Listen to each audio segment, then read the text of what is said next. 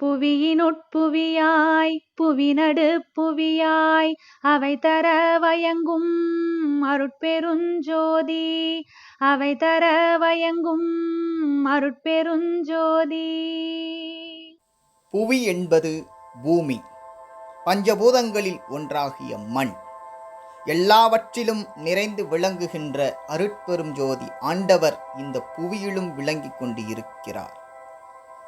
இறைவன் இந்த புவியில் எப்படி விளங்குகின்றார் என்றால் இந்த புவியாகவே விளங்குகின்றார். இந்த புவியின் நடுவே இருப்பது அதன் மையம். இந்த புவியானது தன்னைத்தானே மணிக்கு சுமார் 1670 கிலோமீட்டர் வேகத்தில் சுற்றி கொண்டு வினாடிக்கு 30 கிலோமீட்டர் வேகத்தில் சூரியனையும் சுற்றி வருகிறது.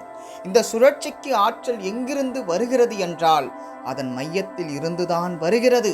அந்த மையத்தில் இருப்பதும் வெறும் மண்தான். அப்படி இருக்கும் பொழுது ஆற்றல் எப்படி மையத்தில் வெளிப்படுகிறது என்றால் புவியின் உள்ளே புவியாகவும் புவியின் நடுவே புவியாகவும் இருந்து கொண்டு இந்த புவியின் மூலமாக ஜீவர்கள் உண்பதற்கு எண்ணற்ற பயிர் முதலான பொருட்களையும் கணக்கில் அடங்காத பல கோடிக்கணக்கான உலோகப் பொருட்களையும் இன்னும் எண்ணற்ற பயன்களையும் அவை தர தந்து விளங்குகின்றவர் இயற்கை உண்மை வடிவினரான அருட்பெரும் ஜோதி ஆண்டவர்.